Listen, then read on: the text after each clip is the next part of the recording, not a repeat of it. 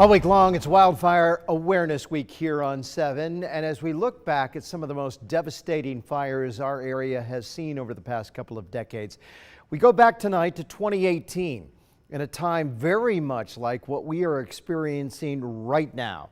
Warm and dry spring conditions, and then it was followed by summer thunderstorms, triggering a busy fire season for firefighters and a smoky 3 months all around our region.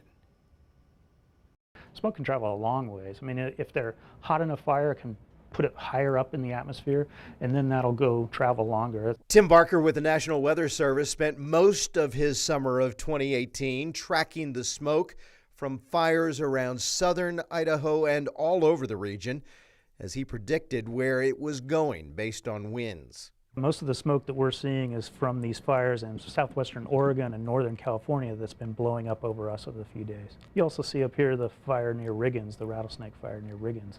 But that wasn't all. One of the worst summers for air quality in the valley was due to local fires like the Sharps Fire, which grew to 100 square miles east of Bellevue and required a massive effort to keep it from becoming larger. The Keithley Fire near Midvale forced evacuations, burning tens of thousands of acreage. It burned for weeks. The Mesa Fire, even bigger, along Highway 95 near Council.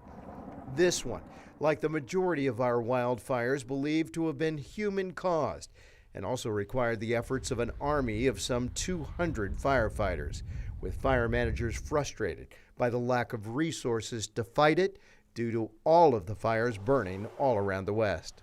Wind and hot weather. We're also at the highest level where PL5 that makes getting any resources very, very difficult. Equipment, showers, hand crews.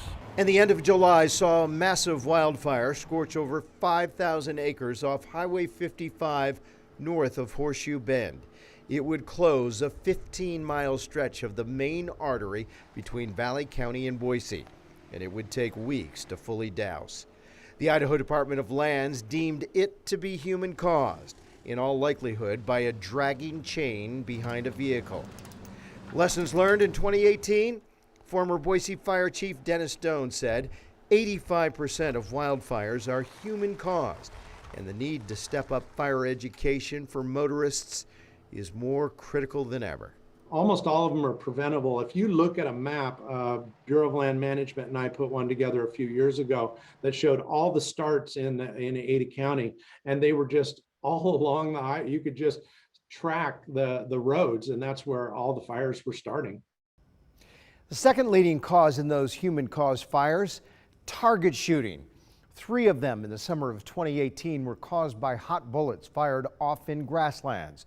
Boise police no longer conduct target practice in areas where there is a risk of wildfire. Our Wildfire Week continues tomorrow on Wake Up Idaho, and you won't want to miss this, especially if you're one of the many who are new to the area. As our population stretches into what used to be wildlands, the risk of property damage is rising, and turns out strategic landscaping can go a long way to fight that. Jim Duthie shows us how tomorrow morning from 5 to 7 on Wake Up Idaho.